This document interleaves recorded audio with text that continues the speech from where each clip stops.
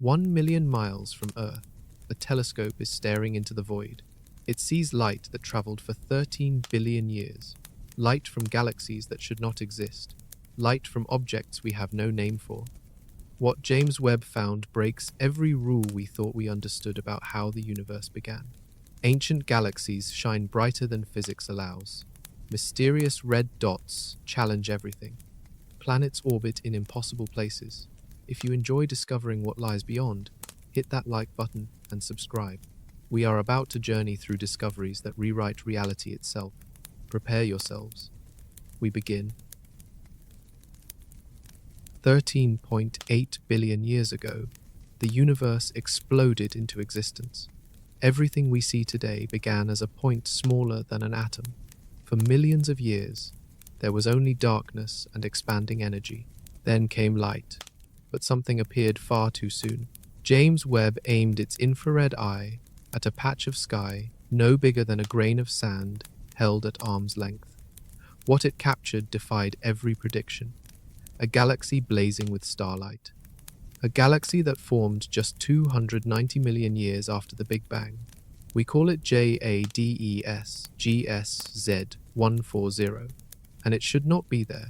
Think about this timeline.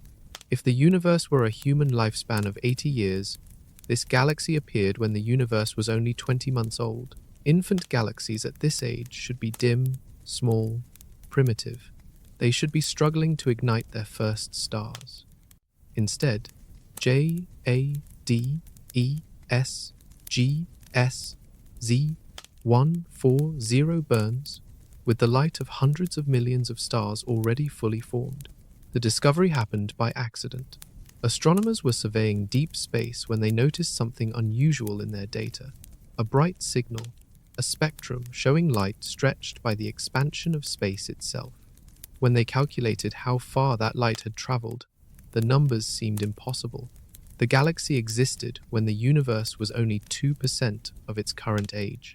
Scientists spent months verifying the data. They used different instruments. They checked for errors. They ran the calculations again and again. Every test confirmed the same shocking truth. This galaxy is real.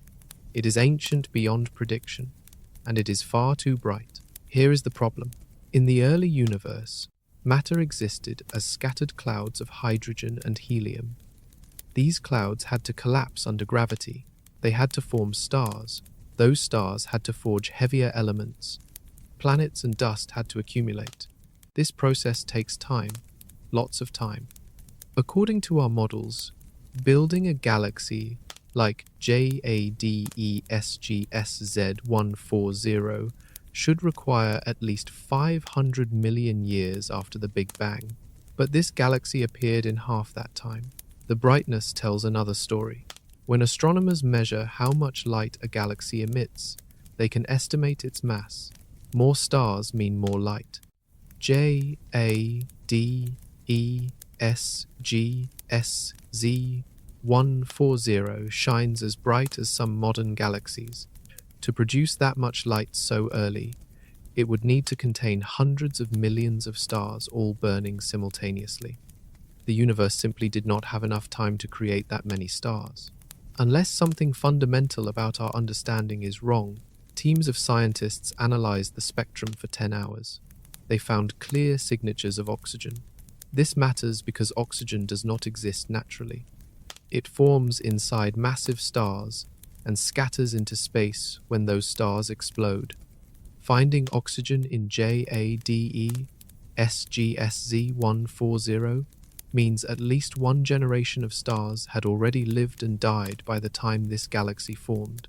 That pushes the timeline back even further. Every measurement adds another layer of mystery. The galaxy measures about 1,600 light-years across. That might sound large, but compared to our Milky Way, it is tiny. Yet packed into that small space is an amount of stellar activity that should not fit. The density of star formation is unlike anything we see in the modern universe. What allowed this galaxy to grow so fast? How did stars form at such incredible rates? And if one galaxy like this exists, how many more are hiding in the ancient darkness? The discovery of JADESGSZ140 was only the beginning. When astronomers at the University of Missouri examined James Webb's deep field images more carefully, they found something that made them question their instruments. 300 objects glowing in the darkness, 300 galaxies that were far too bright to exist. Every one of them appeared in the first billion years after the Big Bang. These are not ordinary galaxies. They shine with an intensity that current physics cannot explain. When researchers measured their brightness and calculated backward to estimate their formation time, the numbers refused to make sense. These galaxies should be faint smudges, barely visible to even the most powerful telescopes. Instead, they blaze like cosmic beacons. The team used a technique called dropout analysis. They searched for objects visible in red wavelengths, but completely invisible in blue. This signature indicates extreme distance. Light from these galaxies has been stretched so much by the expanding universe that blue light has shifted all the way into the infrared spectrum. Only James Webb can see them. At first, scientists thought they were looking at errors. Perhaps dust was scattering the light in unexpected ways. Maybe the distance calculations were off. They ran the analysis again. They checked different datasets. They used multiple methods to verify the results. Every approach pointed to the same conclusion. These bright objects are real. They are ancient, and they are everywhere. Here is what makes them impossible. Galaxies form gradually. Dark matter creates gravitational wells. Hydrogen and helium fall into these wells. Gas clouds collapse. Stars ignite. The first stars live fast and die young, enriching space with heavier elements. More stars form. Over hundreds of millions of years, small galaxies merge into larger ones. This is the standard model. This is how galaxies should grow. But these 300 objects did not follow the rules.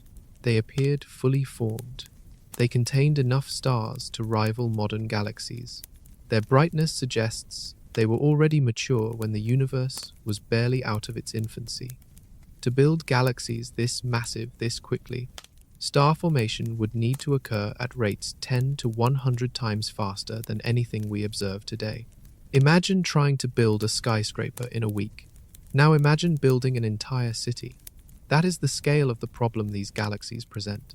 One researcher described them as candidates for the earliest galaxies ever formed. If even a handful of these 300 objects are confirmed through additional observations, they would force scientists to revise every theory about how the universe evolved. The implications ripple through cosmology. Dark matter models might be incomplete. Star formation mechanisms might work differently in the early universe. The timeline of cosmic history might need to be rewritten. The team noted something else strange. The sheer number of these bright galaxies exceeds all predictions. Models suggested James Webb might find a few dozen bright galaxies at this distance. Instead, it found hundreds. Either the universe was far more efficient at creating galaxies than we thought, or something about the early cosmos allowed structures to form in ways we do not yet understand. Spectroscopy will provide the final answer. By splitting light into its component wavelengths, scientists can confirm the exact distance and composition of these objects. But even before confirmation, one thing is clear. The early universe was far stranger than anyone predicted. Among the 300 mysterious objects, 6 stand out as particularly troubling.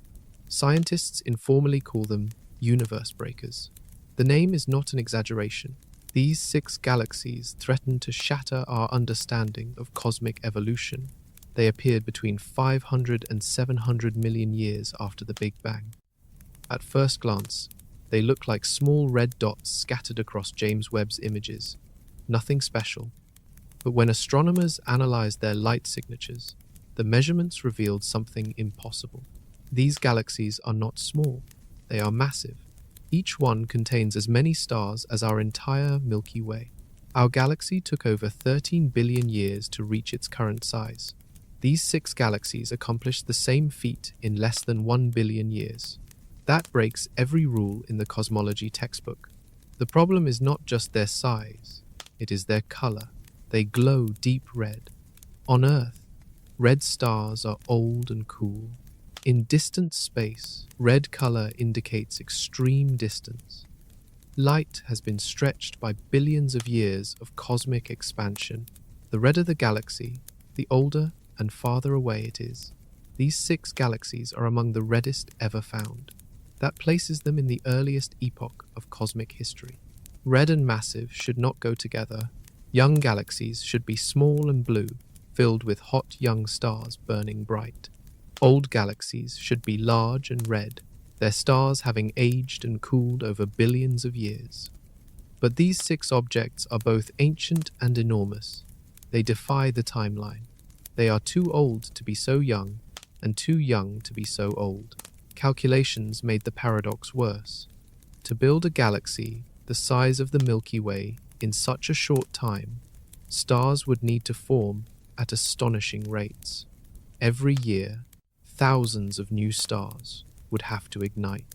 For comparison, our galaxy currently forms about 2 to 6 new stars each year. These ancient giants would need to maintain formation rates thousands of times higher, sustained for hundreds of millions of years without pause. Where did all that gas come from? Early in cosmic history, matter was spread thin. Hydrogen and helium drifted in vast clouds. Gravity had only just begun pulling them together. There should not have been enough material concentrated in one place to fuel such explosive growth. Yet somehow, these 6 galaxies gathered enormous amounts of gas and converted it into stars at impossible speeds. Some scientists wondered if the measurements were wrong. Perhaps these are not galaxies at all, but something else entirely. Maybe they are quasars, brilliant objects powered by supermassive black holes rather than stars. That would explain the extreme brightness.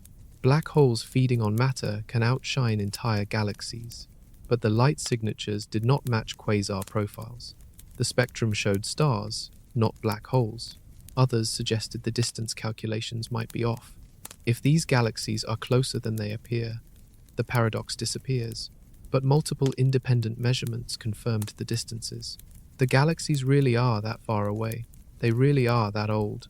One possibility remained. What if our models of the early universe are simply wrong? What if conditions back then allowed processes we have never witnessed? Something happened in those first billion years that we do not understand. Something that let galaxies grow at speeds that should be impossible.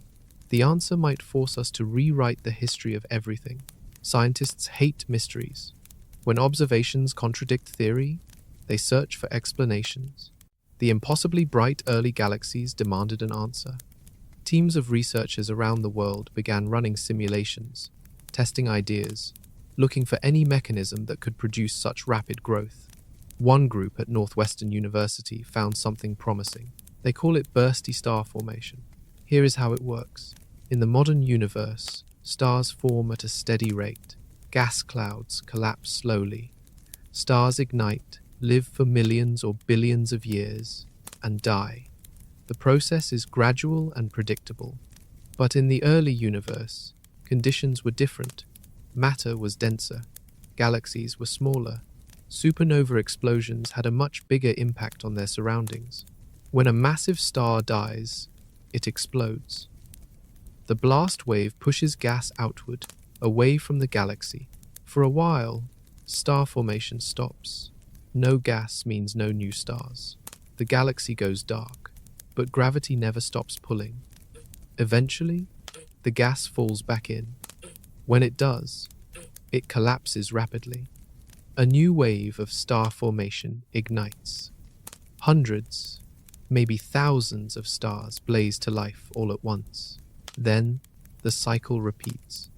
Stars form in intense bursts separated by long periods of quiet. This explains the brightness problem. When James Webb looks at ancient galaxies, it captures a single moment in time. If that moment happens to coincide with a burst of star formation, the galaxy appears far brighter than its actual mass would suggest. We are not seeing a galaxy full of stars. We are seeing a galaxy in the middle of a supernova-driven explosion of new births. The Northwestern team ran their simulations on supercomputers. They modeled the physics of the early universe in extreme detail. They tracked how gas flowed in and out of infant galaxies. They calculated the impact of supernova feedback. When they finished, the simulations produced galaxies that matched what James Webb observed: bright, compact, filled with recently formed stars. The bursts do not last long. A typical burst might last 10 million years. That sounds like a long time, but in cosmic terms, it is a blink. After the burst, the galaxy fades. Star formation drops to nearly zero. The galaxy becomes dim and hard to detect. But during the burst, it shines like a cosmic flare. This matters because it changes how we interpret brightness. A bright galaxy in the early universe does not necessarily mean a massive galaxy. It might just mean we are catching it at the right moment. The galaxy could contain far fewer stars than its brightness suggests. We are seeing the flash, not the full structure. The theory also explains why James Webb found so many bright galaxies. If bursts are common, and each burst only lasts a short time, then at any given moment only a fraction of galaxies will be visible. But James Webb is looking at thousands of galaxies across a wide area of sky. Even if only 10% of them are bursting, that still produces hundreds of bright targets. Other researchers remain skeptical. The simulations make assumptions. They rely on simplified physics. Real galaxies might behave differently, but the bursty formation model is the best explanation so far. It allows early galaxies to shine bright without breaking the laws of physics. Yet, even if this theory is correct, it raises new questions. Why were bursts so common in the early universe but rare today? What changed as the cosmos aged?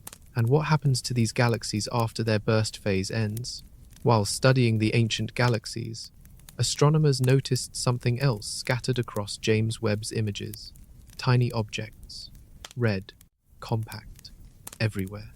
They appeared as small specks, barely visible even to the most powerful telescope ever built. But when scientists analyzed their light, they realized these little red dots were not ordinary galaxies. They were something new. Hundreds of them dotted the early universe. The dots are small. Most measure less than 500 light-years across. Some are even tinier, squeezed into regions smaller than 150 light-years. For comparison, the nearest star to us is over 4 light-years away. Imagine cramming an entire galaxy into the space between two neighboring stars. That is how dense these objects are. Their color tells part of the story. Deep red indicates they existed during the first 1.5 billion years after the Big Bang. Light from that era has been stretched so far by cosmic expansion that only infrared instruments can detect it. James Webb was designed for exactly this purpose. Its infrared cameras can peer through the vast darkness and see objects no other telescope can reach. But the red color also means something else. These objects emit enormous amounts of light at longer wavelengths. Either they contain unusually red stars, or something is blocking and scattering their light.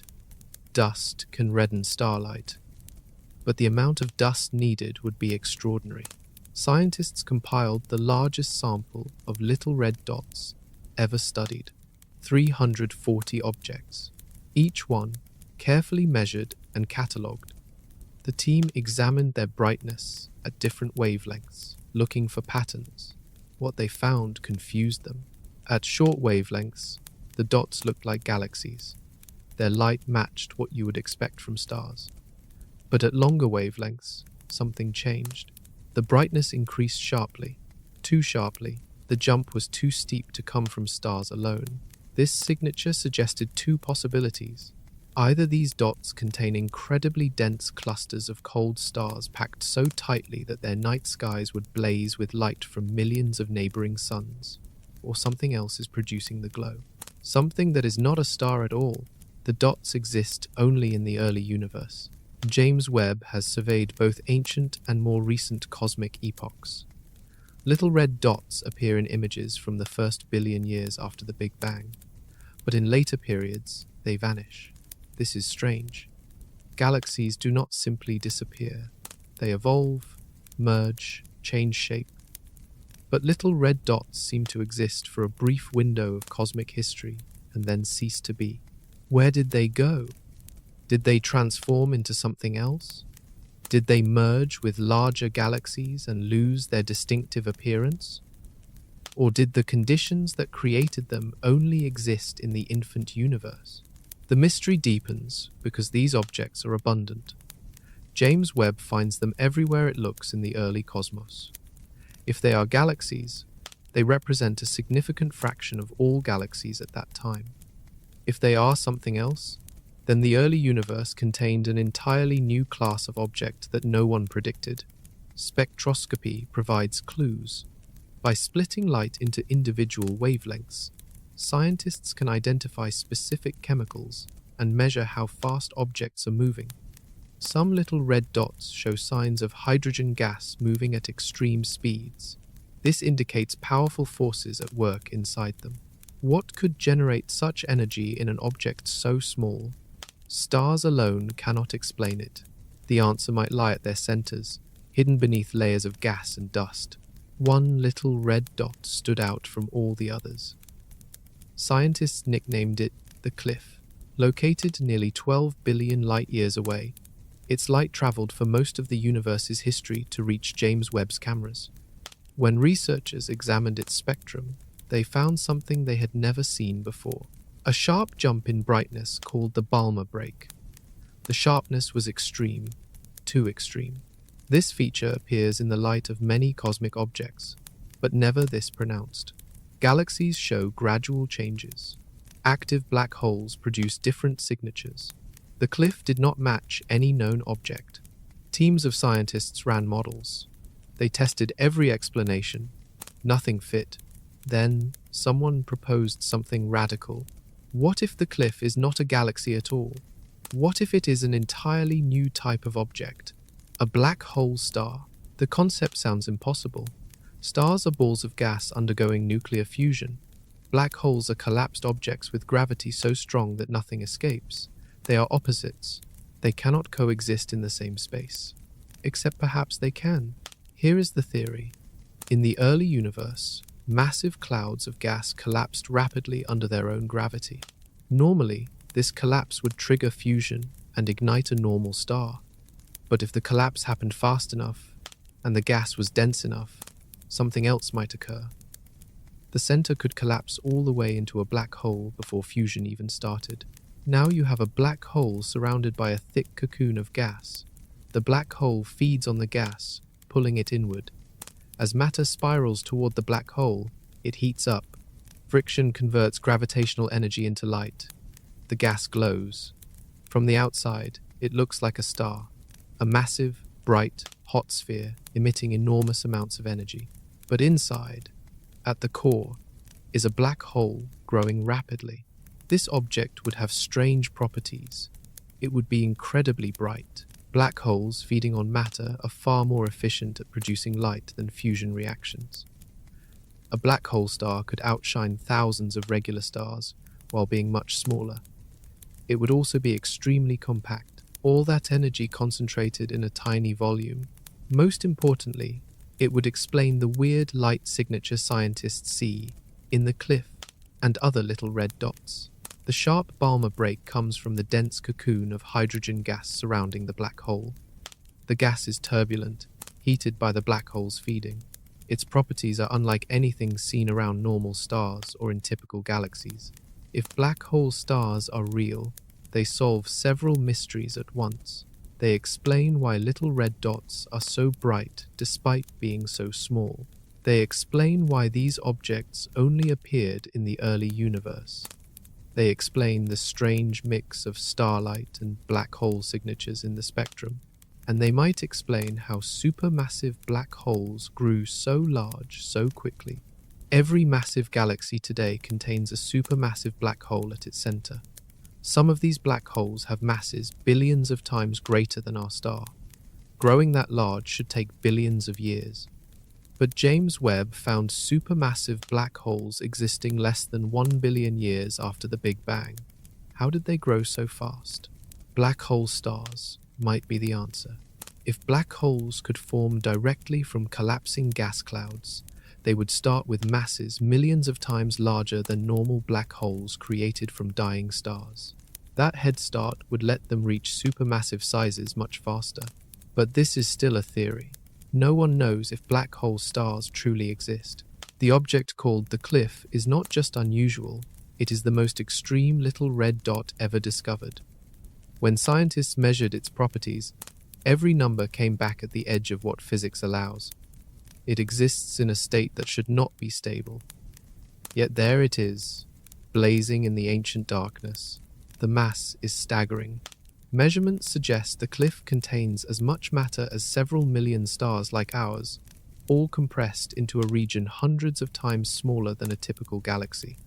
That creates density levels similar to what you might find in the core of a galaxy, except this object is the size of a large star cluster. Its brightness matches its density. The cliff shines with the power of billions of stars, despite occupying a fraction of the space. To produce that much light from such a small volume, something extraordinary must be happening inside. Scientists spent months analyzing the data. They obtained nearly 60 hours of observation time with James Webb, one of the largest single-target studies ever conducted. They pointed multiple instruments at the cliff, capturing its light at different wavelengths. Each observation added new details. Each measurement made the object stranger. The hydrogen signal was the breakthrough. Hydrogen gas around the cliff emits light at specific wavelengths. By measuring how those wavelengths shift, scientists can determine how fast the gas is moving. The measurements showed motion at incredible speeds, hydrogen clouds racing around the cliff at velocities that indicate enormous gravitational forces. Only a massive black hole could create such forces. But the light coming from the cliff does not look like typical black hole light.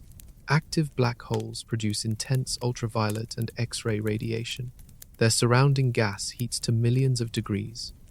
The light should be blue and harsh. Instead, the cliff glows red. Its light resembles cool stars more than hot plasma. This is where the black hole star theory comes in. If the cliff is a black hole wrapped in dense hydrogen gas, that cocoon would absorb the high-energy radiation and re-emit it at lower energies. The black hole feeds on the gas from within. The gas glows from heating. From the outside, we see the glow of the cocoon, not the black hole itself. The thickness of the cocoon matters. It needs to be dense enough to block X-rays, but not so dense that it collapses immediately. It needs to be massive enough to feed the black hole for millions of years, but not so massive that its own gravity triggers fusion reactions. The cliff seems to exist right at that boundary. It is balanced on a knife edge between different physical states. Researchers admit they do not fully understand what they are seeing. The models are preliminary. The theory is new, but the cliff forced them to consider possibilities they had never imagined before. It pushed the boundaries of what cosmic objects can be. Other little red dots might be different. Some could be unusually dense galaxies. Others might be dust-shrouded black holes of a more ordinary type. But the cliff is something special. Its extreme properties make it the perfect test case for the black hole star hypothesis. Future observations will reveal more. James Webb continues to study the cliff at even longer wavelengths. Those measurements will probe deeper into the cocoon, revealing the structure and composition of the gas. They will help determine if a black hole really lurks at the center. For now, the cliff remains one of the strangest objects James Webb has ever found. It exists in a category all its own. At the heart of nearly every large galaxy sits a monster, a supermassive black hole. These objects contain millions or billions of times the mass of a regular star. Our own galaxy hosts one called Sagittarius A*, weighing about 4 million stellar masses. It sits quietly at the galactic center, occasionally flaring when gas falls in. Black holes this large take time to grow. They start small, perhaps a few times the mass of a star, formed when a massive star collapses. Then they feed. They consume gas, dust, and anything else that drifts too close. Slowly, over billions of years, they gain mass. When galaxies collide, their central black holes merge, creating even larger ones. This gradual process explains the supermassive black holes we see in the modern universe. But James Webb keeps finding them in the wrong place, in the wrong time. The telescope detected supermassive black holes existing less than 1 billion years after the Big Bang. One object, nicknamed BIRD for Big Red Dot, contains 100 million stellar masses. That is 25 times larger than the black hole in our galaxy. And it formed when the universe was only 4 billion years old, during an epoch called cosmic noon. That might sound like plenty of time. 4 billion years is a long span. But growing a black hole is slow. Black holes cannot consume matter faster than a certain rate. When gas falls toward a black hole, it heats up and emits radiation. That radiation pushes against incoming gas, creating pressure that limits how much the black hole can eat.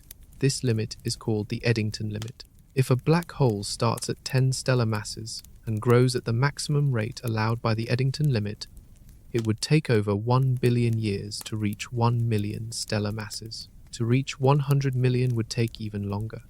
The black holes James Webb is finding would need to start from enormous seed masses, or they would need to violate the Eddington limit and consume gas faster than physics should allow. Neither option makes sense. The standard model says black holes begin as stellar remnants. A star collapses, leaving behind a black hole of perhaps 10 to 50 stellar masses. From that starting point, growth is slow. Even under ideal conditions, you cannot build a supermassive black hole in less than 1 billion years. Yet here they are, existing in the infant universe. Some of the black holes James Webb found are even earlier. One detection pushed back to 600 million years after the Big Bang. At that time, the universe was barely out of its dark ages. The first stars had only recently ignited. Galaxies were just beginning to form. How could a black hole already be so massive? Scientists proposed a solution called direct collapse. Instead of starting from a dead star, what if black holes formed directly from collapsing gas clouds?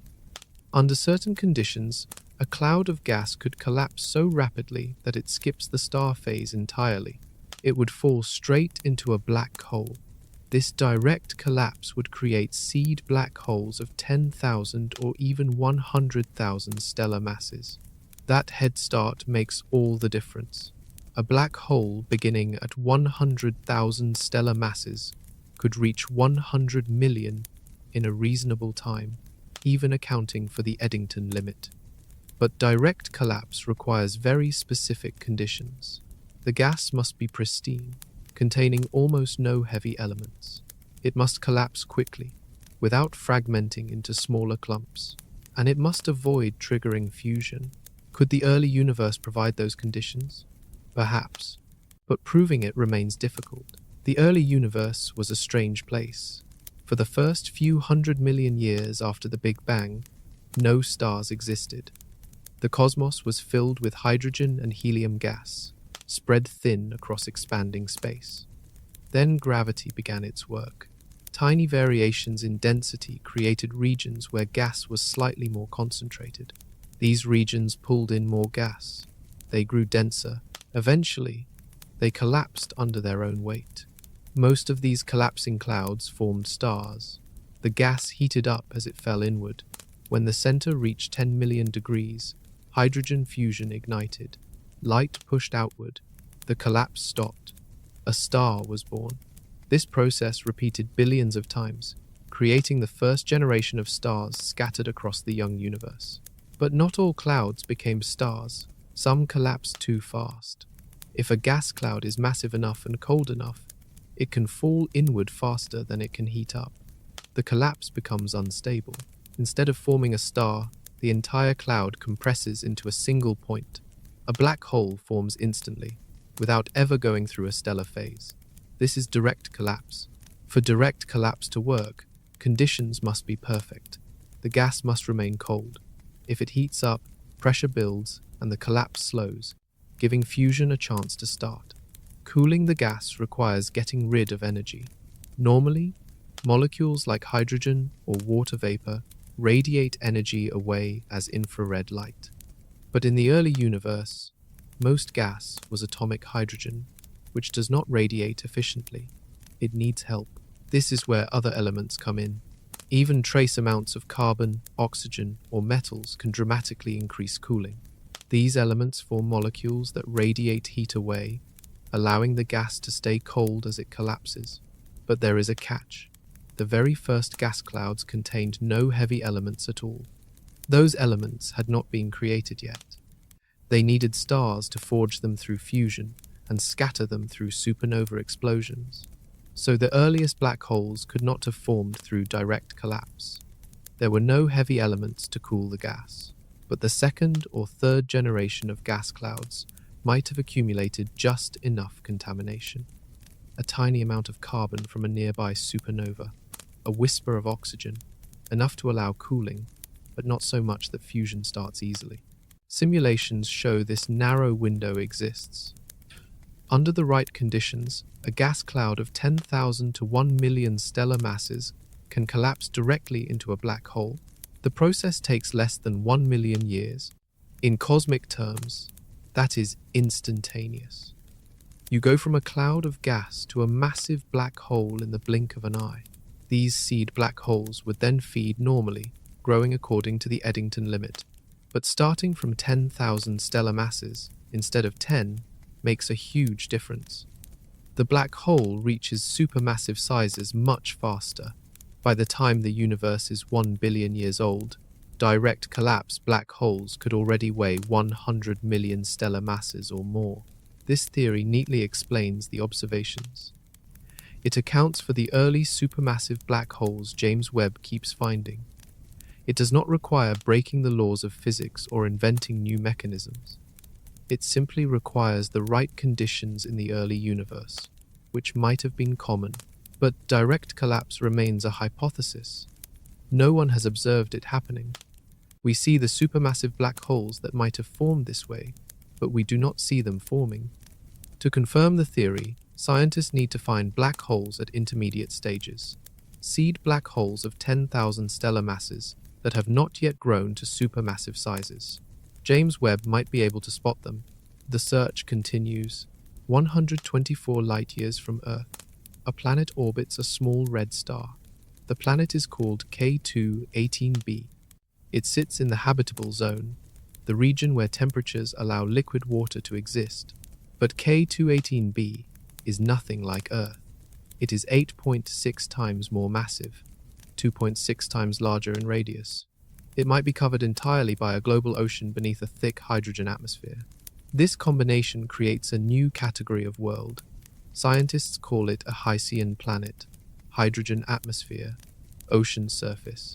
It is a type of planet that does not exist in our solar system. Nothing we have ever studied up close resembles it.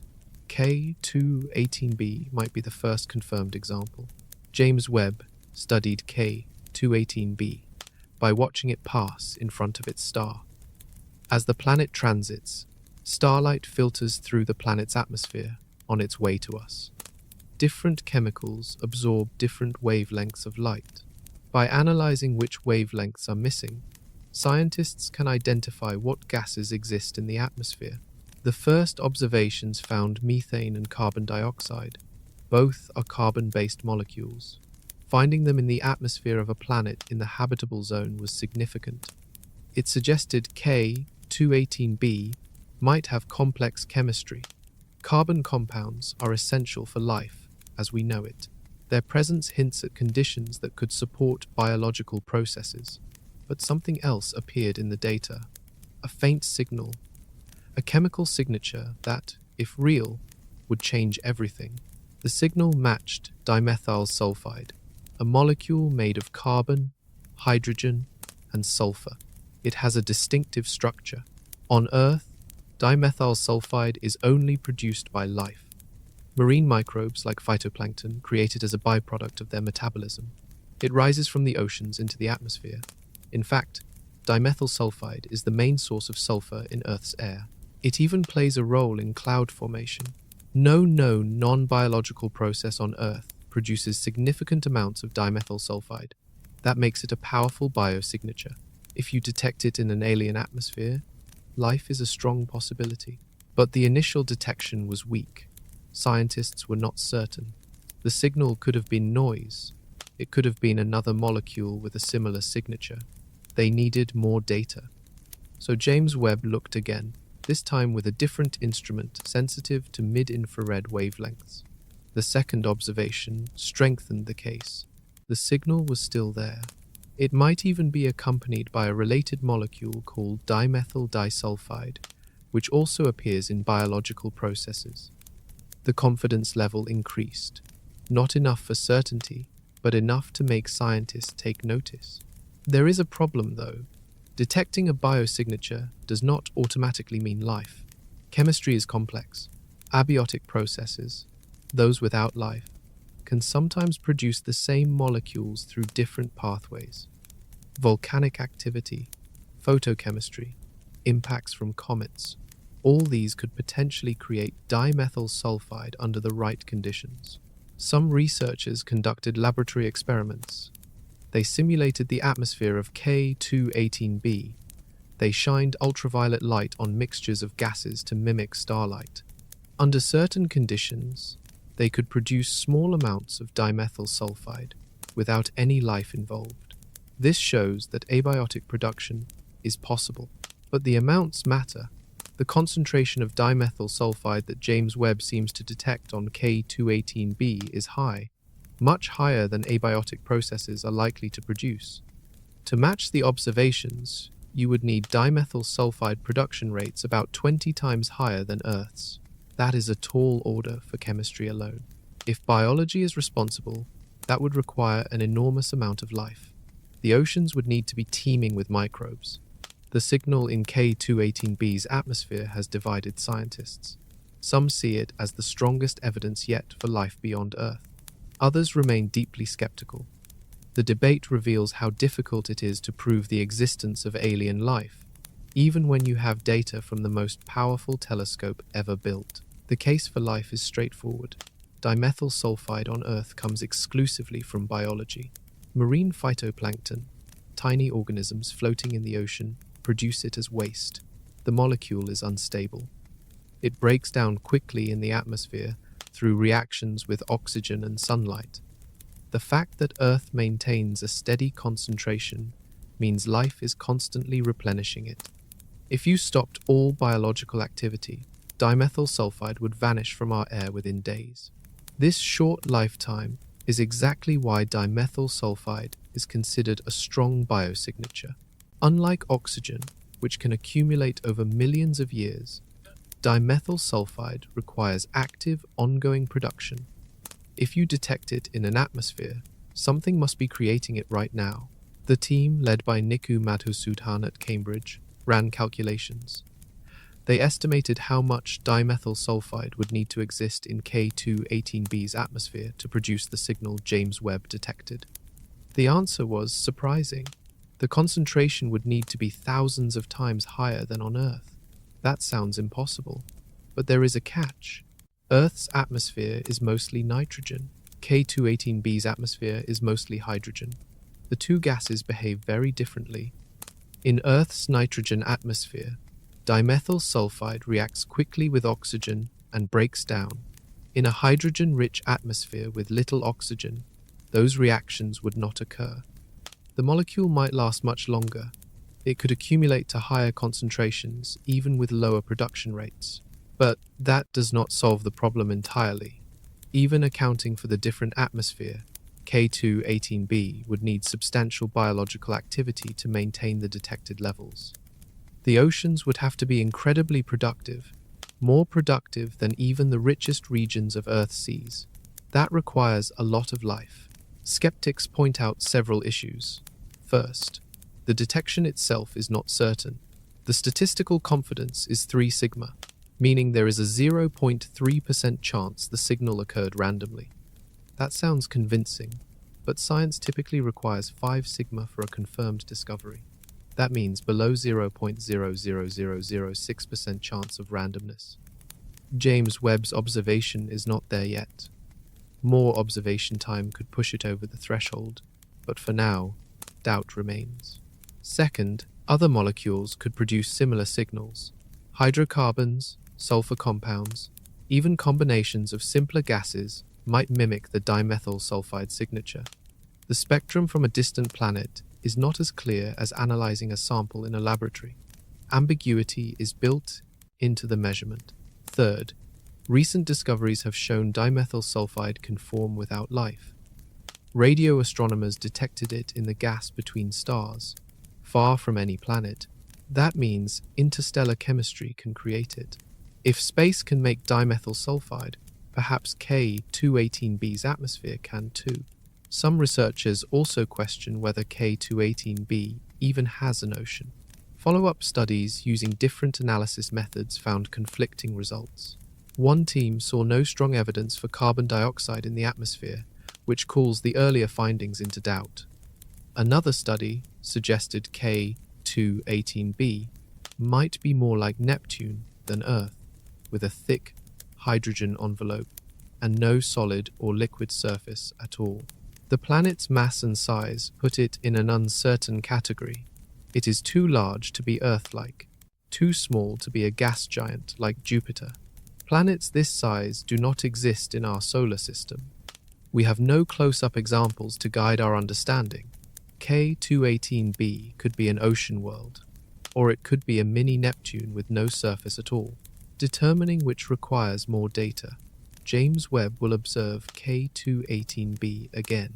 More observation time will refine the measurements.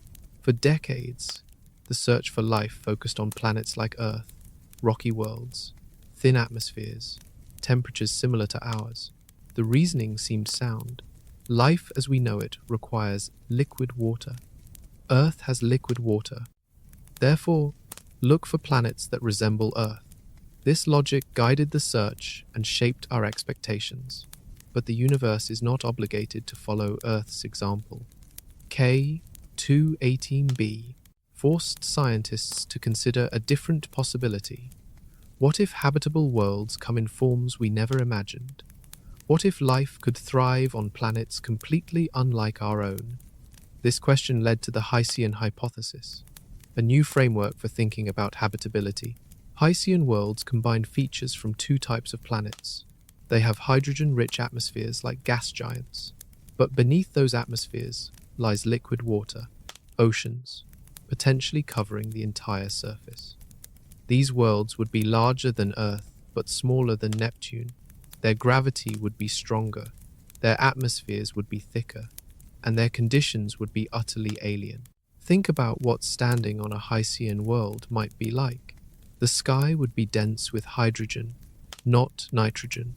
Pressure would be immense, many times greater than on Earth. The atmosphere might extend hundreds of miles above the ocean, creating a gradient from supercritical fluid at depth to thin gas at high altitude. There might be no clear boundary between ocean and sky, just a gradual transition. The ocean itself could be deep. Without land to break it up, waves might grow enormous. Storms could span thousands of miles.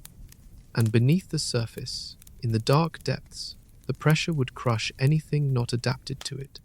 Yet life might exist there, microbes floating in the upper layers, creatures drifting through the darkness below. Who knows what forms biology might take in such conditions? Temperature is key.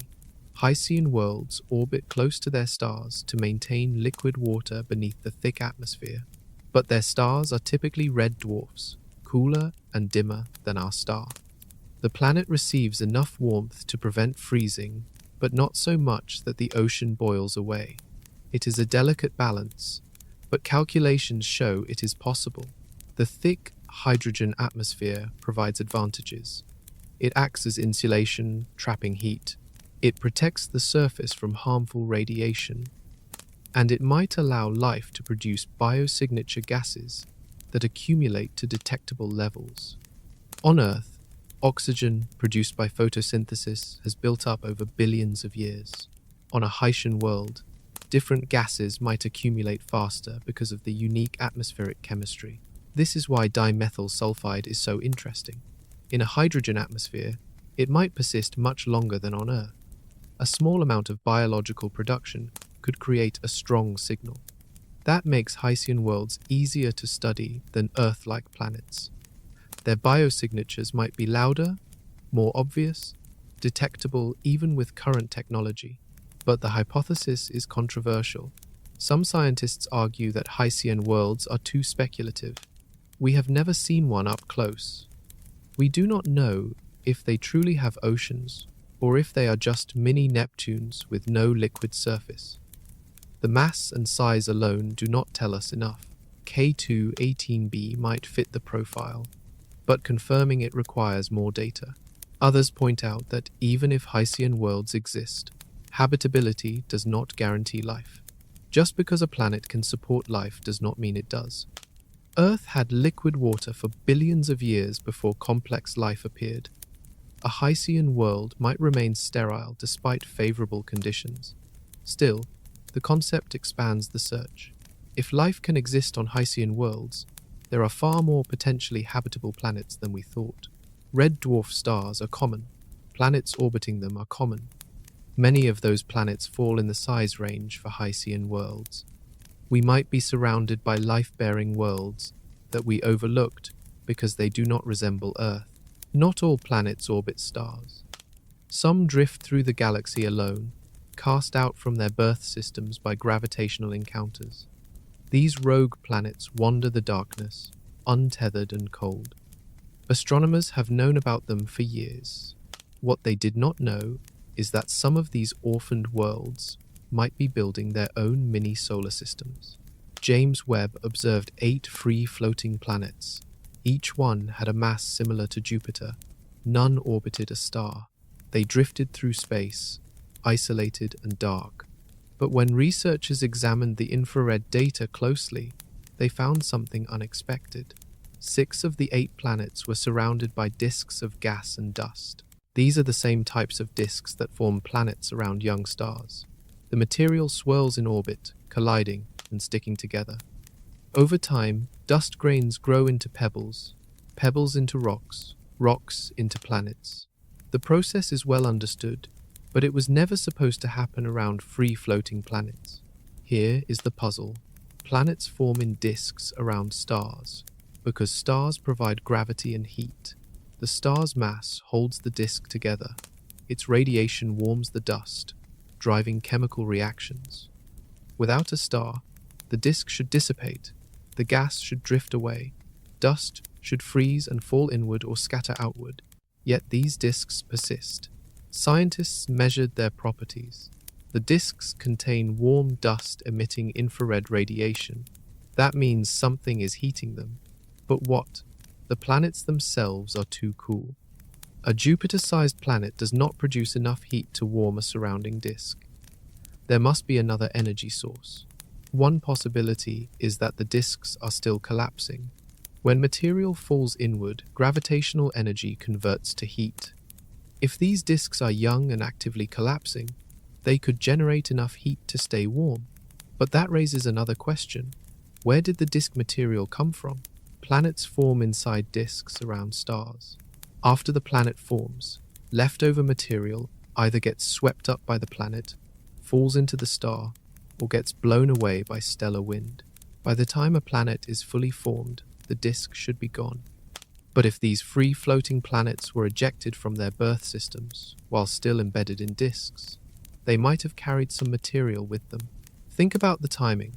A young planetary system is chaotic. Planets migrate, orbits cross, gravitational interactions fling objects around. A large planet could get ejected during this chaotic phase, while the original protoplanetary disk is still present.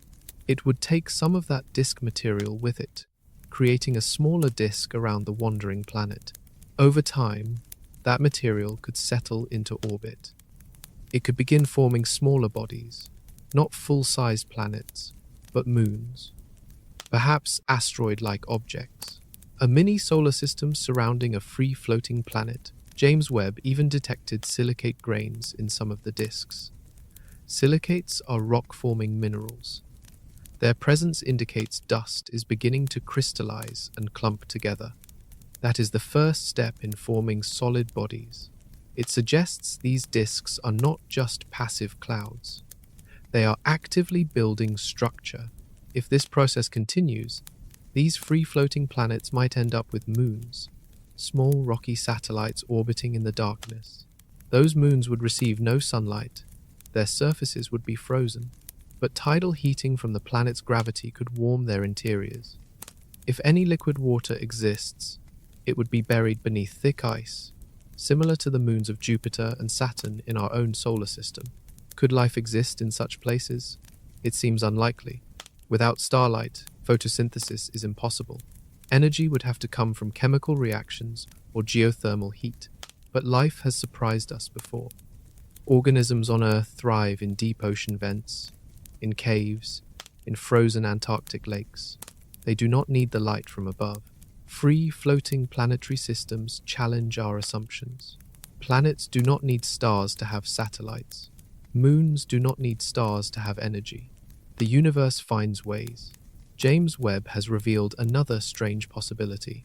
Brown dwarfs, objects too small to be stars but too large to be planets, might also host planet-forming disks. These failed stars never ignited fusion. They glow faintly from leftover heat, slowly cooling over billions of years. Yet some appear to be building planetary systems in their orbit. Brown dwarfs occupy a grey zone. They form like stars, collapsing from clouds of gas, but they do not accumulate enough mass to sustain hydrogen fusion in their cores. Without fusion, they cannot shine. They fade and cool, becoming dim embers drifting through space. Astronomers once thought they were rare. James Webb has found them everywhere. One discovery stands out. Researchers detected an unusually rich disk around a young brown dwarf. The disk contains far more material than expected. It has the mass and composition needed to form rocky planets. This is surprising because brown dwarfs are small. Their gravity is weak. Disks around them should be thin and short-lived. Yet here is one that looks like it could build an entire planetary system. The disk is young. The brown dwarf formed recently, perhaps only a few million years ago. The surrounding material has not yet had time to dissipate. It is still thick with dust and gas. Observations show the dust is warm, heated by the brown dwarf's fading glow and by collisions within the disk. The temperature is too low for liquid water, but chemical reactions are still occurring. Complex molecules are forming. This raises an interesting question. Can planets form around brown dwarfs? The physics should work. Gravity pulls dust together. Collisions cause grains to stick. Given enough time, those grains build into larger objects. The process does not require a star. It only requires a disk and gravity. But there are complications. Brown dwarfs are dim. They emit very little light. Planets forming around them would be cold, far colder than even the outer planets in our solar system. Any water would be frozen solid. Atmospheres, if they exist, would collapse into ice on the surface. These worlds would be dark and lifeless. Or would they? Tidal forces might provide heat. If a planet orbits close enough to the brown dwarf, gravitational flexing could warm its interior. This is what happens on Jupiter's moon Io, the most volcanically active body in our solar system. Io is constantly squeezed and stretched by Jupiter's gravity. That flexing generates enormous heat, melting rock and driving volcanic eruptions. A planet around a brown dwarf might experience similar heating. Another possibility is that these disks do not form planets at all. Instead, they might form large moons. The distinction between a planet and a moon becomes blurry around brown dwarfs. A massive object in orbit around a brown dwarf could be called either.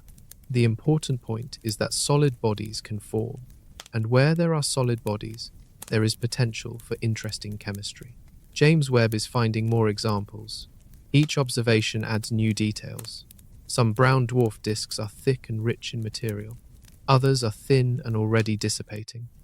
The diversity suggests that disk evolution around brown dwarfs follows similar patterns to disks around stars, just on a smaller scale.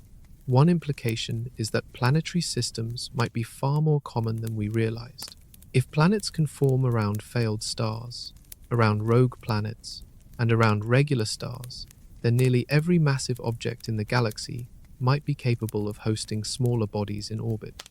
The universe could be teeming with worlds, most of them cold and dark, but worlds nonetheless. Some of these brown dwarf planets might eventually become habitable. Not now, but in the distant future. As galaxies collide and stars pass close by, gravitational interactions could fling brown dwarf systems into new orbits. A brown dwarf planet might get captured by a passing star, suddenly bathed in warmth and light. Life could begin billions of years after the planet formed. Among the thousands of galaxies James Webb has imaged, one stands out for its beauty and scientific importance. Astronomers nicknamed it the Firefly Sparkle. It formed 600 million years after the Big Bang, during the era when the universe was still assembling its first structures. But unlike most galaxies from that time, the Firefly Sparkle is visible in extraordinary detail. The galaxy is small. Its mass is similar to what our Milky Way weighed at the same age, but it is spread across a compact region, and something fortunate happened. A massive galaxy cluster sits between us and the Firefly Sparkle. The cluster's gravity bends space, acting as a natural lens. Light from the distant galaxy curves around the cluster, magnified and distorted. This gravitational lensing lets James Webb see details that would otherwise be invisible.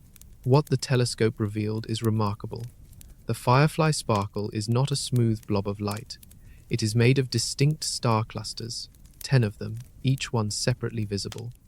This is the first time astronomers have been able to resolve individual star-forming regions in a galaxy so young and so far away. Each cluster tells a story. Researchers examine their colors and brightness.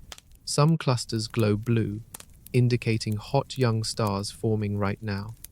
Others appear redder, suggesting older stars that formed earlier. By measuring the light from each cluster, scientists can estimate how much mass it contains and how quickly it is forming stars. The clusters are not evenly distributed. They line up in a rough arc, stretched by the gravitational lensing effect. Some are close together, others are separated by gaps. This clumpy structure is exactly what simulations predicted for early galaxies. Stars do not form uniformly. They form in pockets where gas is densest. Over time, these pockets merge and smooth out, creating the more uniform appearance of modern galaxies. But the Firefly Sparkle is still in its infancy. It has not yet merged into a smooth disk. We are seeing it in the middle of assembly, catching a glimpse of the chaotic process that builds galaxies. It is like watching a house under construction. You can see the individual rooms and walls before they are covered with drywall and paint. One cluster is particularly bright. It dominates the galaxy, containing a significant fraction of the total stellar mass. This suggests it might be the nucleus, the core around which the rest of the galaxy is assembling. Other clusters could be smaller satellite galaxies in the process of merging. Over the next few 100 million years, gravity will pull them together. The gaps will close. The clumps will blend. Eventually, the Firefly Sparkle will transform into a smooth spiral or elliptical galaxy. The discovery has implications for understanding galaxy formation. Before James Webb, simulations could predict how galaxies should look during assembly, but there was no way to test those predictions. We could only see early galaxies as faint blurs. Now, with gravitational lensing and James Webb sensitivity, we can peer inside them. We can watch them grow. The Firefly Sparkle is not unique.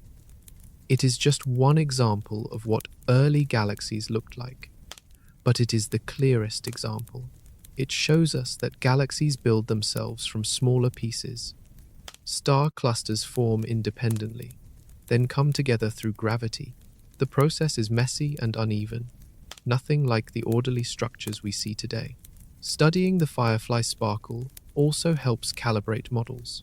By comparing its properties to simulations, scientists can refine their understanding of star formation rates, gas densities, and how quickly galaxies assembled in the early universe. Each measurement adds a data point. Each data point improves the models, and there is something poetic about the name. Firefly Sparkle captures the appearance perfectly, a collection of bright points glowing in the darkness, like fireflies on a summer night. It is a reminder that even the most massive structures in the universe began as small sparks of light. 1,300 light-years from Earth lies a cloud of gas and dust called the Serpens Nebula. It is a star-forming region, one of many scattered throughout our galaxy. Inside this cloud, gravity pulls gas together. Dense clumps collapse. Stars are born. The process repeats countless times, creating new stars from the raw material of the nebula. James Webb pointed its instruments at Serpens, hoping to study star formation in detail. What it found was both beautiful and puzzling. In one small corner of the nebula, dozens of newborn stars are ejecting jets of gas. These jets shoot outward at incredible speeds, colliding with surrounding material. The collisions create shock waves that glow in infrared light. James Webb captured those glows, revealing the structure of the outflows. Jets from young stars are common. When a star forms, it pulls in material from a surrounding disk, but not all the material falls onto the star. Some gets redirected by magnetic fields and ejected along the star's rotational axis. These jets can extend for light years, plowing through space and carving cavities in the nebula. What makes Serpens unusual is the alignment. Normally, jets point in random directions. Each star has its own rotation axis. Some jets point up, others point sideways, still others aim down. When you look at a star-forming region, you expect to see jets scattered in all orientations, like spokes on a wheel pointing every direction. But in Serpens, they all point the same way. More than a dozen jets, all slanted at the same angle, all parallel to each other. It looks like rain falling through the air, every drop moving together. This alignment has never been seen before. Scientists do not know what causes it. One possibility is that the nebula itself has structure. If the cloud is rotating or if magnetic fields thread through it in a particular direction, that might influence how stars form. Newborn stars would inherit the rotation or magnetic orientation of their parent cloud. Their jets would naturally align with that direction. Another possibility is that we are looking at a special moment.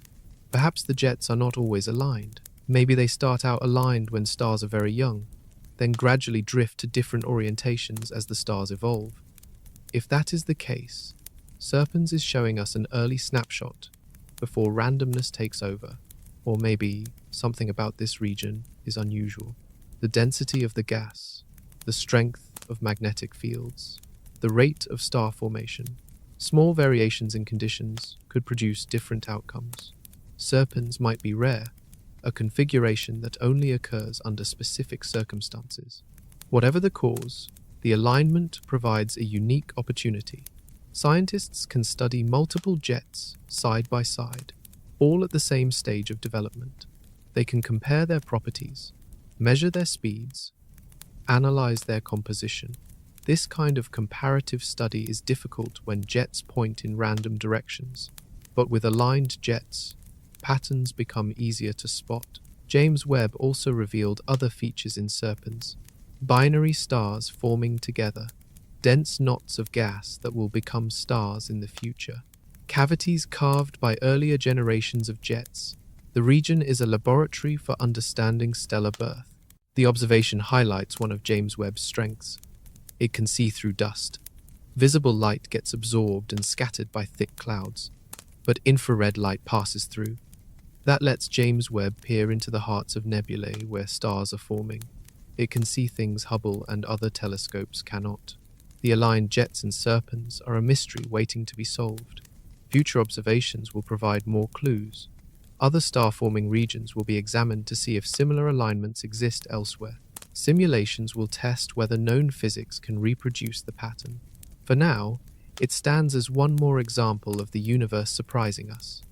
Just when we think we understand how stars form, nature reveals a new twist. For decades, cosmologists believed they understood how galaxies form. Dark matter creates invisible scaffolding. Its gravity pulls normal matter together. Small structures form first. They merge into larger ones. Over billions of years, galaxies grow from tiny seeds into massive spiral and elliptical structures. This model, called lambda cold dark matter, has guided astronomy for generations. Then James Webb started finding things that do not fit. The telescope revealed galaxies in the early universe that are too large and too bright. They appear fully formed when they should be small and primitive. According to the dark matter model, structure formation should be gradual. The early universe should contain only small proto-galaxies. But James Webb sees mature galaxies with well-defined structures existing less than 1 billion years after the Big Bang. This tension has revived an old alternative theory. It is called modified Newtonian dynamics, or MOND. Instead of adding invisible dark matter to explain galaxy behavior, MOND suggests gravity itself works differently on large scales. The equations that govern how objects attract each other might need adjustment. When distances are vast and accelerations are tiny, MOND predicts that galaxies form quickly. Without dark matter slowing things down, structures can assemble in a fraction of the time. Gas collapses faster, stars form earlier, galaxies reach maturity sooner. When MOND was proposed in 1998, it predicted that the early universe would be full of bright, massive galaxies. Nobody could test that prediction. Telescopes were not powerful enough to see galaxies in the first billion years, but now James Webb can. And what it sees matches MOND predictions better than dark matter predictions. Researchers at Case Western Reserve University compared both models to observations. They measured the brightness and size of early galaxies. They counted how many exist at different distances. Then they checked which theory fits the data. MOND matched observations closely. Dark matter did not. The dark matter model expected small, dim galaxies. It predicted James Webb would see faint signals from primitive structures. Instead, the telescope found large, bright galaxies everywhere. If dark matter is correct, these observations require major revisions to how we think structure forms. But MOND has problems too. It explains galaxy rotation curves beautifully. It predicts early galaxy formation accurately, but it struggles with other phenomena. Galaxy clusters behave in ways MOND cannot fully explain. The cosmic microwave background, the afterglow of the Big Bang, fits dark matter models almost perfectly. MOND has trouble reproducing those patterns. Some scientists suggest a compromise. Perhaps both theories contain pieces of truth. Maybe dark matter exists, but behaves differently than we assume. Or maybe gravity does change on large scales, but not exactly as MOND describes. A hybrid model could combine the strengths of both approaches. The debate remains unresolved. Dark matter has decades of supporting evidence. It explains most observations across many different scales, but it keeps requiring adjustments to fit new data. Every time James Webb finds something unexpected, dark matter models need tweaking.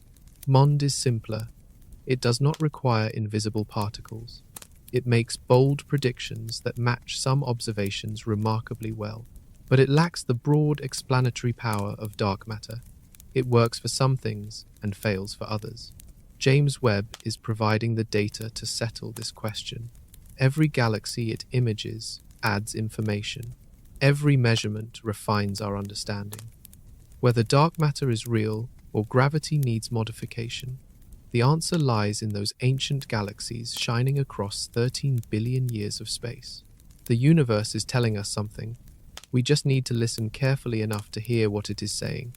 32 million light-years away, a galaxy spins in perfect symmetry. Astronomers call it the Phantom Galaxy, also known as Messier 74. It is what scientists classify as a grand design spiral. Its arms wind outward from the center in smooth, elegant curves. No ragged patches. No irregular structure. Just pristine spirals traced against the darkness. Hubble photographed this galaxy many times. Its visible light images show older red stars crowding the center. Younger blue stars dot the spiral arms. Bubbles of glowing hydrogen mark regions where new stars are forming. The images are beautiful, but they miss something crucial. They miss the dust. James Webb sees what Hubble cannot. Its infrared instruments penetrate dust clouds that block visible light. When the telescope focused on the phantom galaxy, it revealed an intricate network of filaments threading through the spiral arms. Delicate structures, barely visible, glowing with the heat of star formation. These filaments are where stars are born. They mark dense concentrations of gas and dust collapsing under gravity.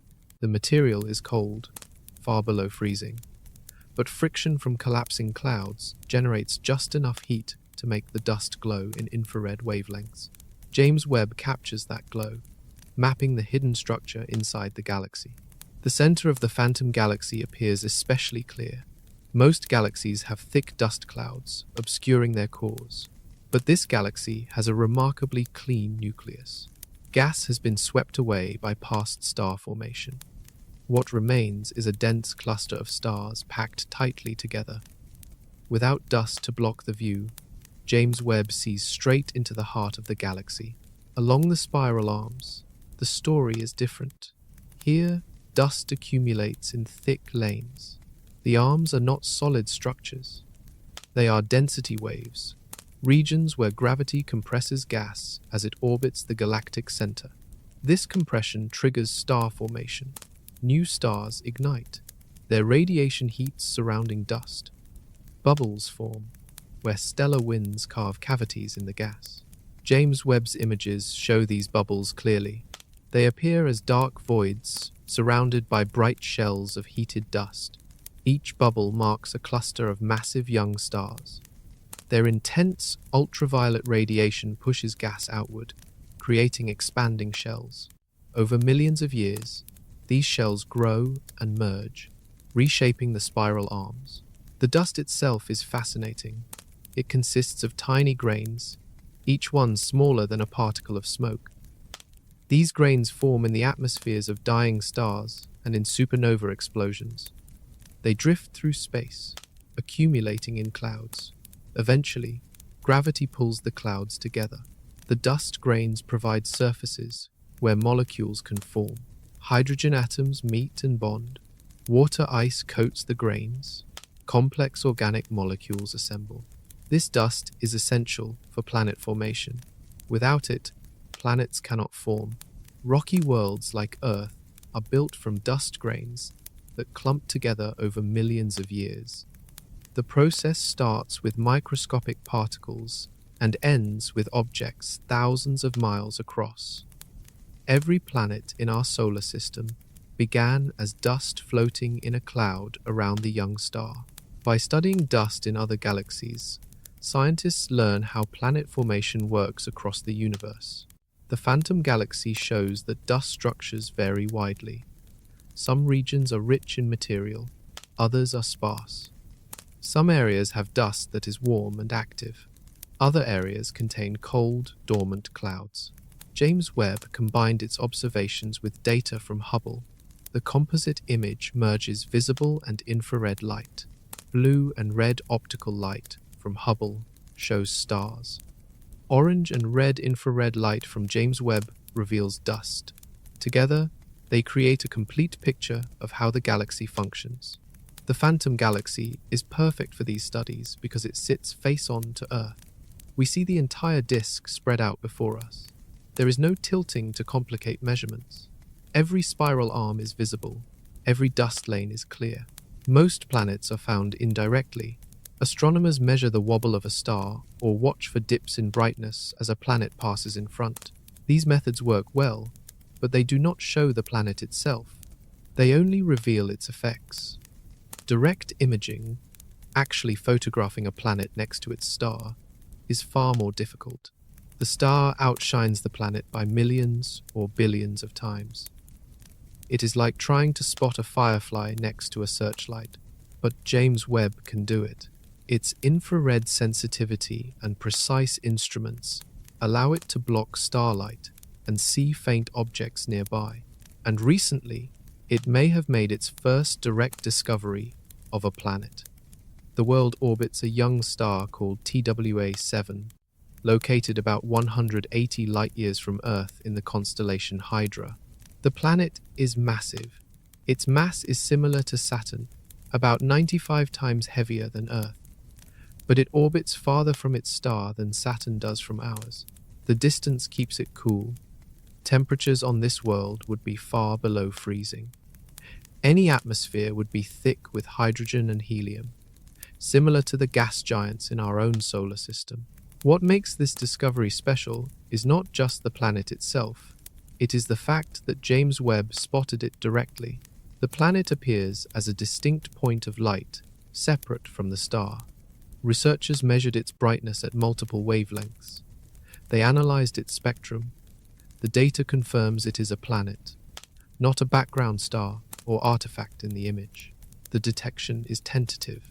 Scientists say, if confirmed, this would be the lightest planet ever directly imaged.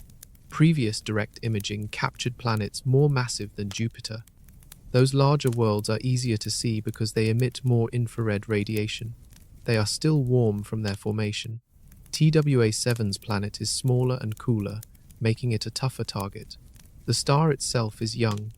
It formed only a few million years ago. It still has a disk of dust and gas surrounding it. Planets are actively forming in that disk. TWA-7's planet likely formed recently. It might still be gathering material from the disk, growing slowly as it sweeps up dust and gas in its orbital path. Young planets are interesting because they reveal how planetary systems evolve. When a planet first forms, it is hot from the collisions that built it. It glows brightly in infrared. As it ages, it cools and dims. By finding planets at different ages, astronomers can trace this cooling process.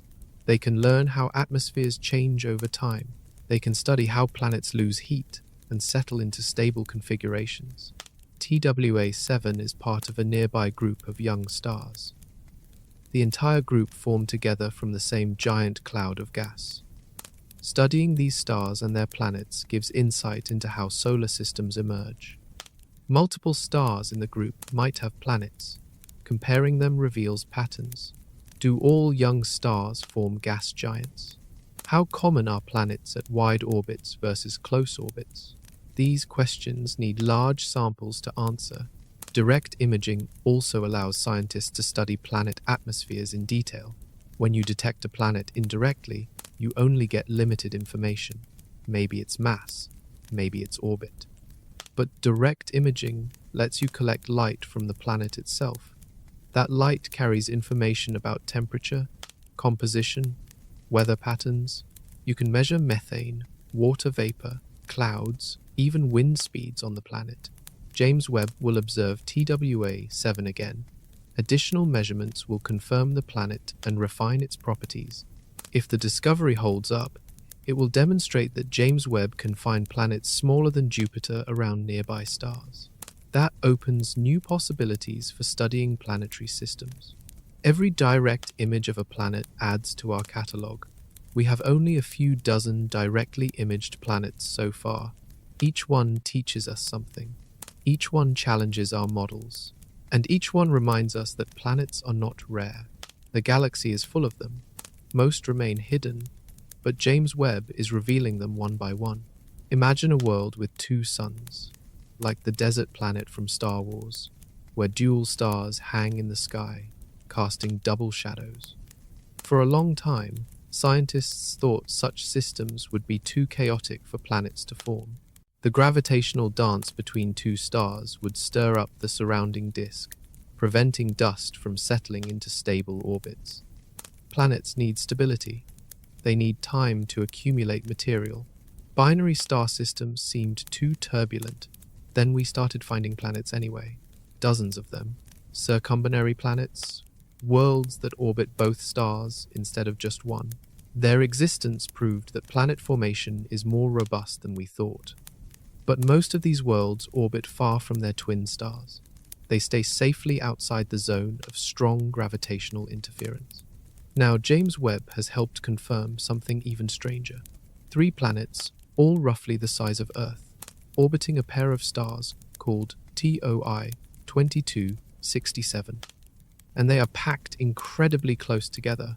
The entire system fits within a space smaller than Mercury's orbit around our star.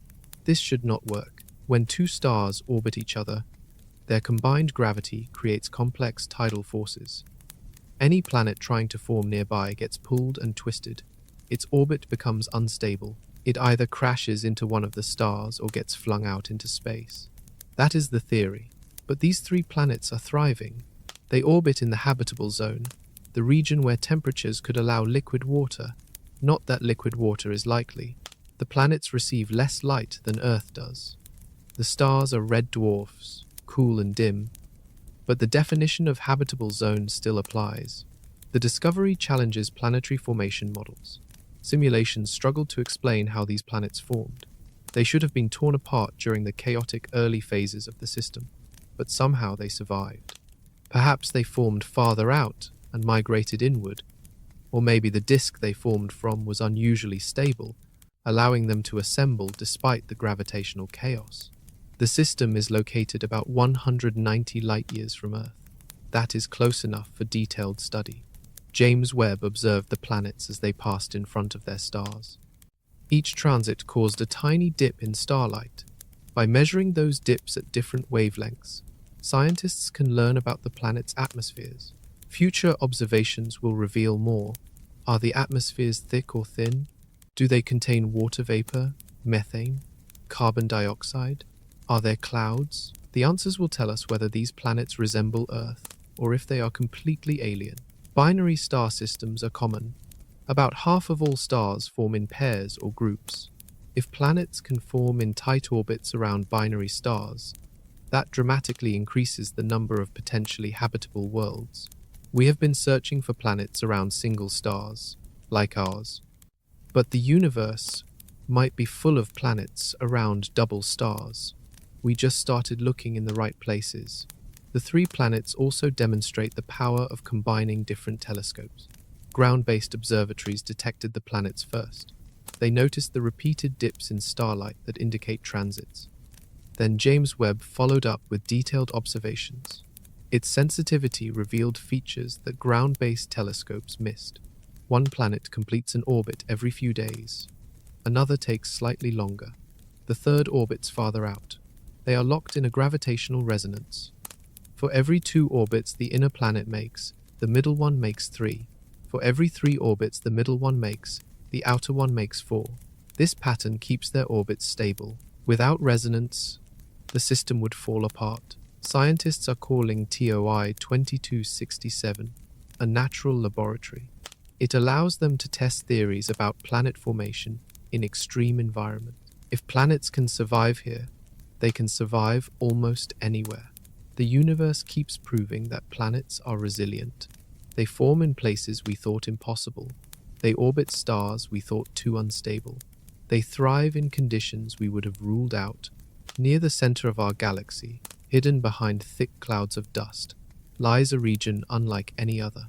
It is called Sagittarius B2. This molecular cloud is the most massive star-forming region in the Milky Way. It contains enough gas to build millions of stars like ours. And right now, it is actively creating thousands of them. Visible light cannot penetrate Sagittarius B2. The dust is too thick. For decades, astronomers could only study it using radio waves, which pass through the clouds. Those observations revealed dense cores and complex molecules, but they lacked detail. They could not show the stars themselves. James Webb changed that. Its infrared vision cuts through dust as if it were not there. When the telescope focused on Sagittarius B2, it revealed a colorful array of massive stars and glowing clouds. The image is stunning. Reds, oranges, and yellows swirl together. Blue and white pinpoints mark the hottest stars. The entire region glows with the energy of star formation happening on an enormous scale. The cloud is so large that light takes over 100 years to cross it. If you stood on one side, you could not see the other edge. It contains 3 million times the mass of our star. all packed into a relatively small volume. That makes it incredibly dense by galactic standards. Density drives star formation. When gas is packed tightly, gravity has an easier time pulling it together. Clumps form. They collapse. Stars ignite. In Sagittarius B2, this process is happening faster than almost anywhere else in the galaxy. The cloud is a factory, churning out stars at an incredible rate. But star formation is not gentle. Young stars emit intense radiation. They produce powerful winds. When the most massive stars reach the end of their lives, they explode as supernovas. These events blow bubbles in the surrounding gas. They heat the cloud. They compress neighboring regions, triggering even more star formation. James Webb's image shows this cycle in action. You can see cavities carved by stellar winds. You can see shockwaves from supernova remnants. You can see dense knots where the next generation of stars is beginning to collapse. The entire region is dynamic, constantly reshaping itself. The chemical complexity of Sagittarius B2 is also remarkable. Over 100 different molecules have been detected there. Simple ones like water and carbon monoxide, complex ones like ethanol and methyl formate. Some of these molecules are organic, containing carbon chains similar to those found in living organisms. This does not mean life exists in Sagittarius B2, but it shows that the building blocks of life form naturally in space. These molecules form on the surfaces of dust grains. In the cold darkness of the cloud, atoms stick to grains and bond together. Over time, simple molecules combine into more complex ones. When stars form nearby, their heat evaporates the molecules into the gas phase. That is when telescopes can detect them. Understanding Sagittarius B2 helps us understand how stars formed in the early universe. Back then, conditions were different. Gas was denser. Star formation happened more violently. Regions like Sagittarius B2 might resemble what the entire early universe looked like. Studying it gives us a glimpse into cosmic history. James Webb will observe Sagittarius B2 again at different wavelengths. Each observation reveals new features. Each measurement adds to our knowledge of how stars form in extreme environments. The region is only 26,000 light-years from Earth. That is close in galactic terms. It sits near the center of the Milky Way, where our galaxy's supermassive black hole resides. The environment there is crowded. Stars packed together far more densely than in our neighborhood. Gravitational interactions are common. The interstellar medium is hot and turbulent. Yet, despite the chaos, stars continue to form. Sagittarius B2 reminds us that star formation is relentless. Given enough gas and time, gravity will always find a way. Jupiter is the largest planet in our solar system. It contains more mass than all the other planets combined. Its storms rage for centuries. Its clouds swirl in bands of color, and above its poles, auroras dance across the sky.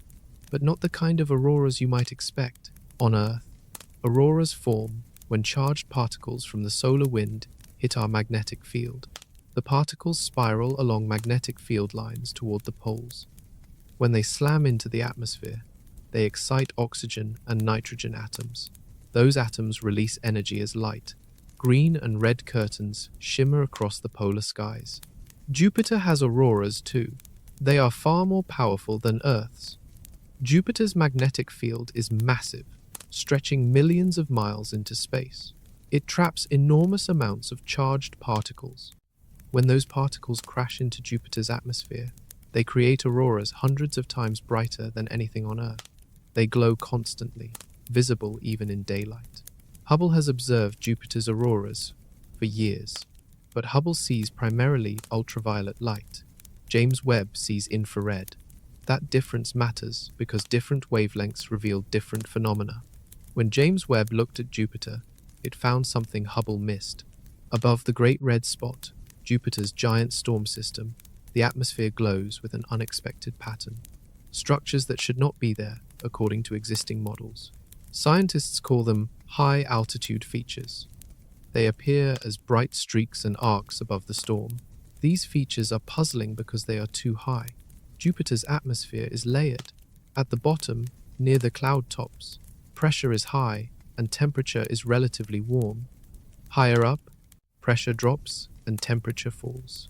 Models predicted the upper atmosphere would be calm, with little activity, but James Webb shows it is anything but calm.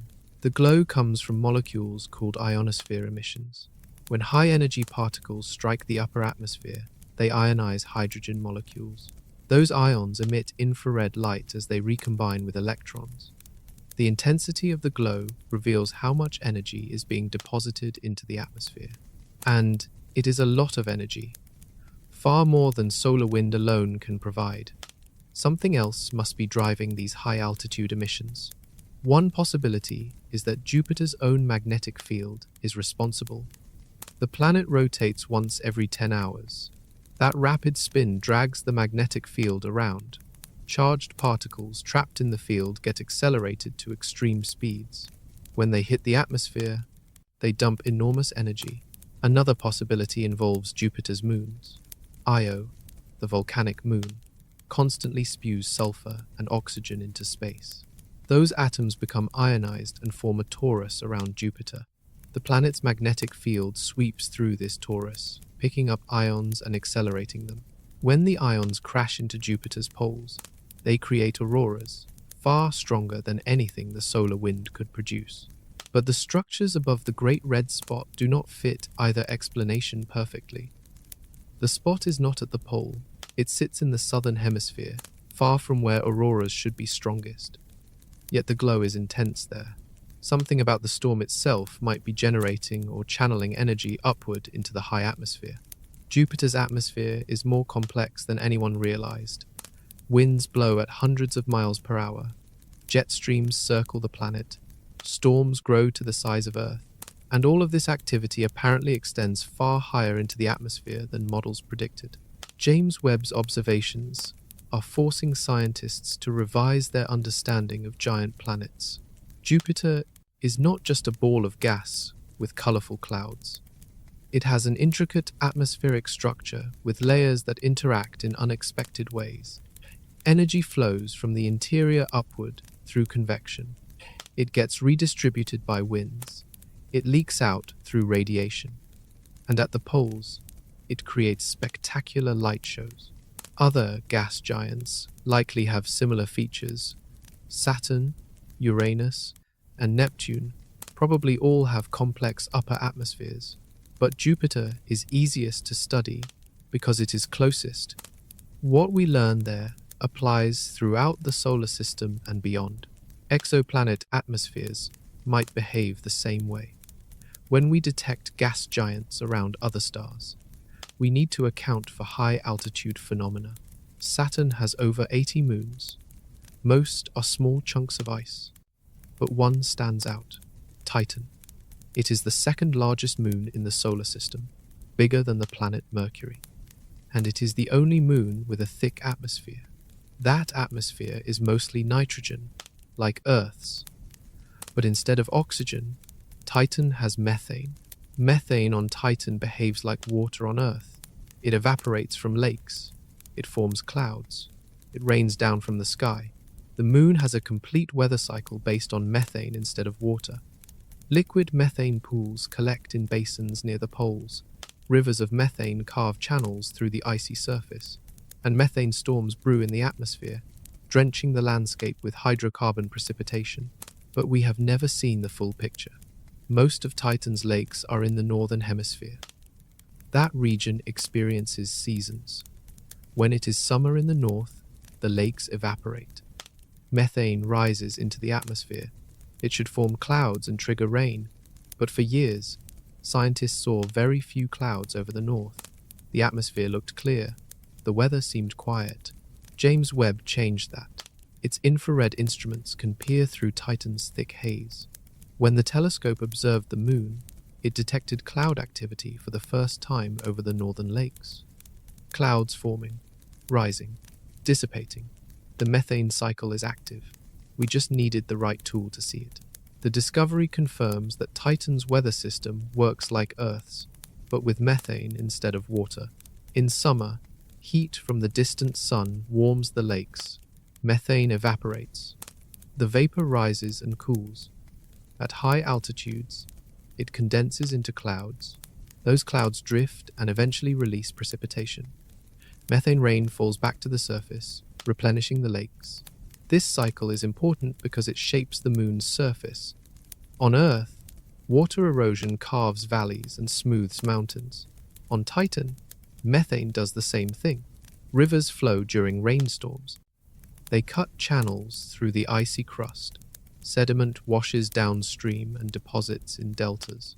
Over time, the landscape evolves, sculpted by liquid hydrocarbon. But Titan's weather is slow. The moon is far from the star, sunlight is weak, temperatures hover around -290 degrees Fahrenheit. At that temperature, methane is barely liquid.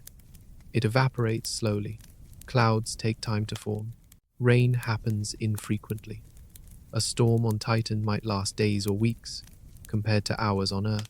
James Webb also detected another molecule in Titan's atmosphere, a carbon compound that provides clues about the chemical processes happening high above the surface. When sunlight hits methane molecules, it breaks them apart. The fragments recombine into more complex molecules. Over millions of years, this chemistry creates layers of organic haze that shroud the moon. That haze is why Titan's surface is so hard to see. It scatters light, making everything below appear blurry. But James Webb's infrared vision cuts through the haze. It reveals the surface features, the lakes, the rivers, the clouds forming above them. Titan is one of the most Earth-like worlds in the solar system, despite being completely alien. It has weather, it has erosion, it has liquid on the surface. If you stood on Titan, you would see a landscape with rivers, lakes, and clouds. It would feel familiar in some ways. But instead of water, everything would be methane and ethane. Instead of rock, the ground would be water ice, as hard as granite. Scientists wonder if life could exist on Titan, not life like on Earth. Titan is far too cold for water-based biochemistry. But perhaps something else. Life that uses liquid methane instead of water. Life that breathes hydrogen instead of oxygen. Life built from entirely different chemistry. No one knows if such life is possible, but Titan is the place to look.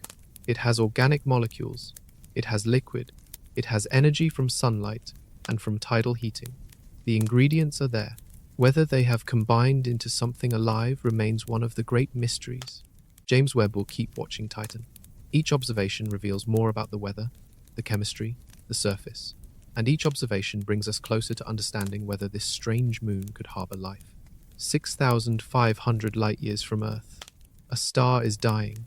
It is in the final stage of its life, shedding its outer layers into space.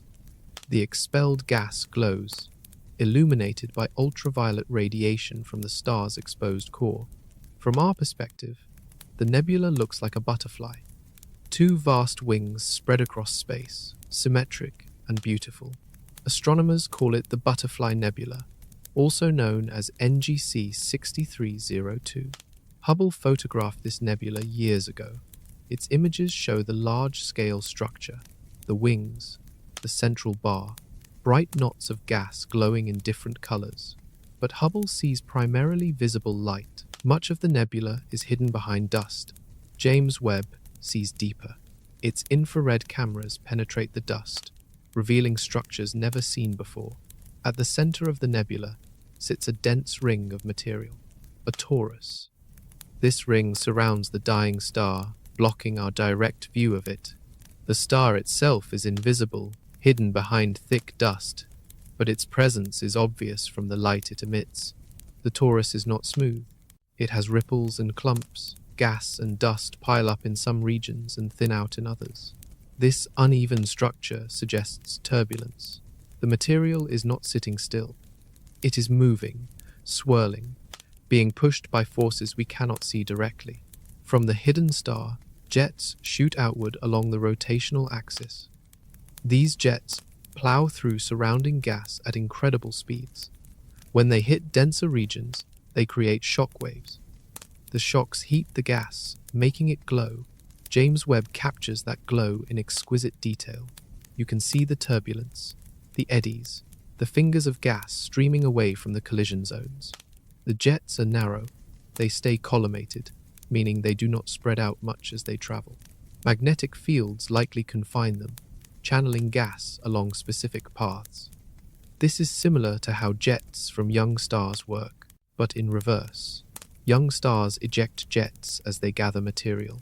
Dying stars eject jets as they expel material. The Butterfly Nebula also shows evidence of multiple ejection events. The star did not blow off its outer layers all at once. It happened in stages. Each stage created a shell of gas. The shells overlap and interact. Where they collide, they compress and heat. Those regions glow brighter. James Webb measured the temperature and density of different parts of the nebula. Near the center, where the star's radiation is strongest, gas reaches tens of thousands of degrees. Farther out, in the cooler regions, temperatures drop to just a few thousand degrees. The density varies too. Some areas are packed with gas, others are nearly empty, evacuated by the expanding shells. This structure tells a story. The star began as a red giant, bloated and cool.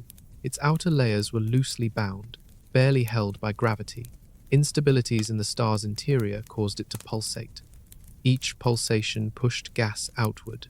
Eventually, enough material escaped that the star lost its outer envelope entirely. What remains is the hot core, now exposed and radiating intense ultraviolet light. That core will cool over millions of years. It will become a white dwarf, a dense ember slowly fading. The nebula will continue expanding. In 10,000 years, it will be twice as large. In 100,000 years, it will disperse into the surrounding interstellar medium, its gas mixing with other clouds. But the heavy elements forged inside the star will remain. Carbon, nitrogen, oxygen. These elements will seed future generations of stars and planets. The material from the Butterfly Nebula will become part of new worlds. Perhaps someday, life will arise on a planet built from atoms that once belonged to this dying star. James Webb's view of the Butterfly Nebula reminds us that death in the cosmos is not an ending. It is transformation. Stars live. They create elements. They die. And their remains give birth to new structures. About 2,000 light-years away in the constellation Taurus, another dying star has created a nebula. This one is called NGC 1514. It is older than the Butterfly Nebula. Its shells have expanded farther. The structure is more diffuse, spread across a larger volume of space. But James Webb revealed something unexpected. The nebula is full of dust rings. Not smooth shells, but fuzzy, intricate structures with multiple layers. The rings overlap and intersect. Some are bright, others are faint. Each one marks a different episode of mass loss from the dying star. Two stars sit at the center. They orbit each other every few thousand years. Both are hot. Both are small. They are the exposed cores of what were once larger stars. Together, they created the nebula over thousands of years of mass loss.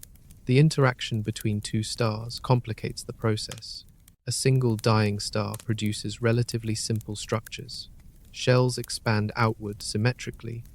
But when two stars are involved, their gravitational dance stirs the ejected gas. It creates asymmetries, spirals, jets.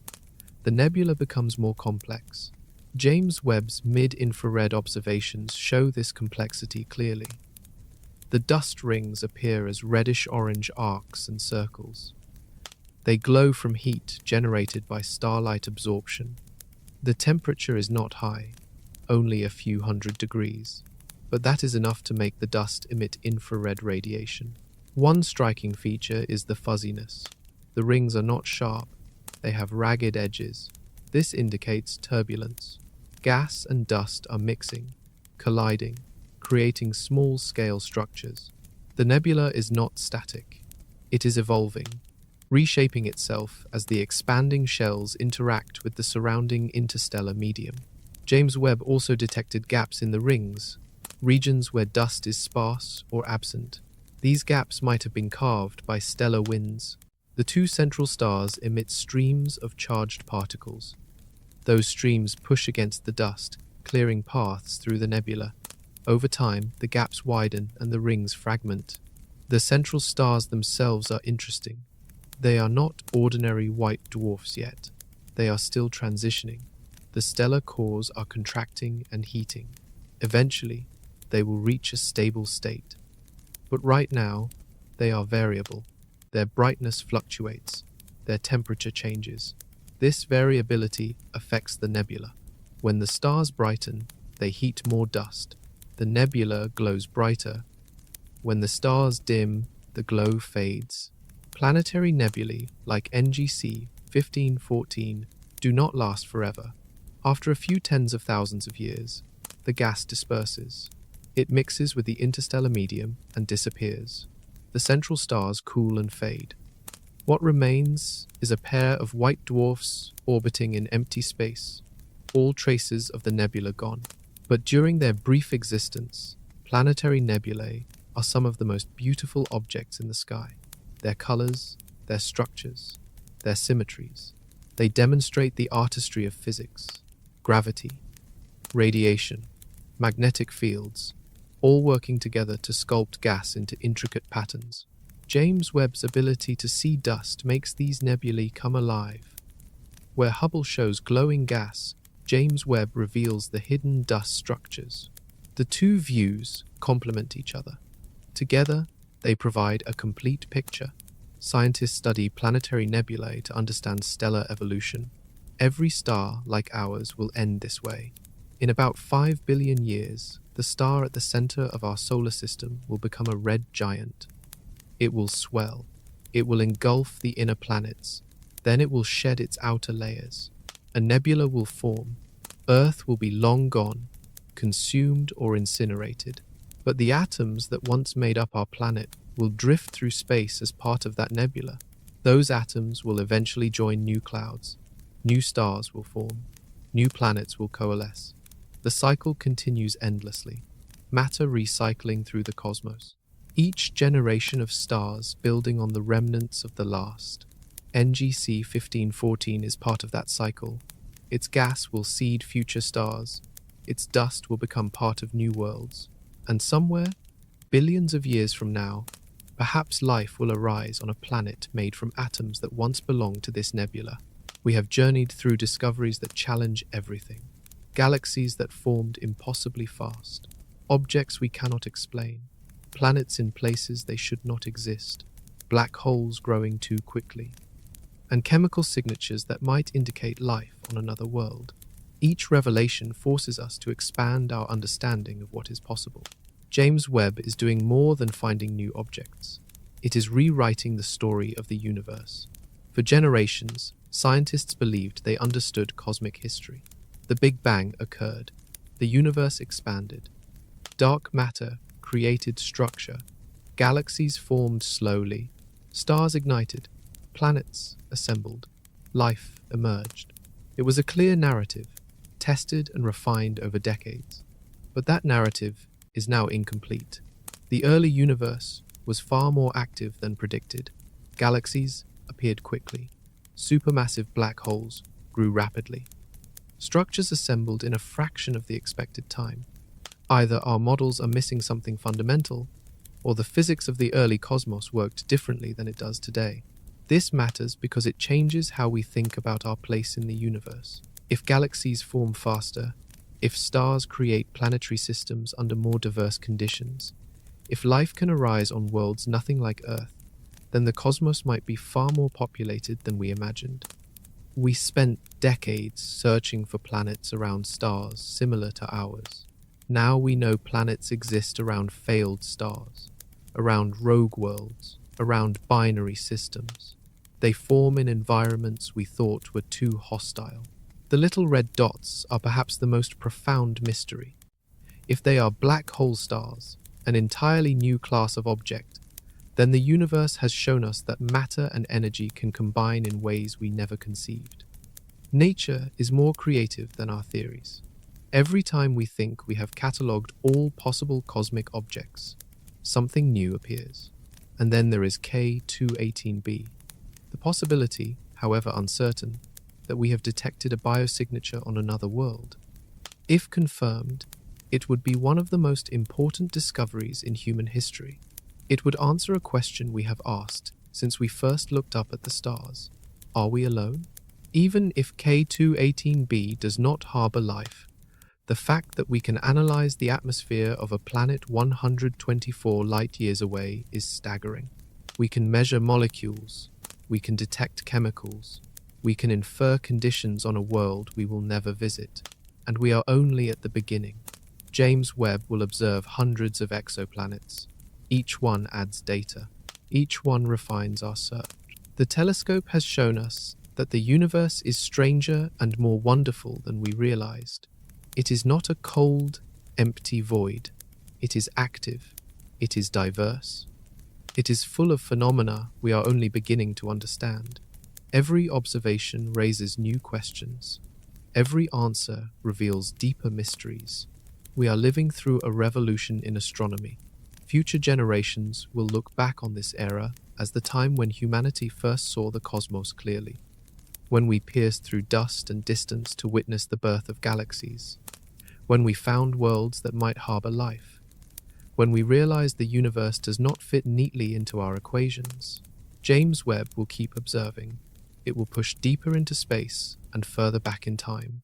It will find more galaxies, more planets, more mysteries, and each discovery will add to the grand story of existence. A story that includes us, but is far larger than us. A story that began 13.8 billion years ago and continues today. A story written in light and gravity, in atoms and energy, in stars and planets, and perhaps somewhere out there, in life itself. We are no longer blind. We can see the universe as it truly is, and it is more magnificent than we ever dared to imagine.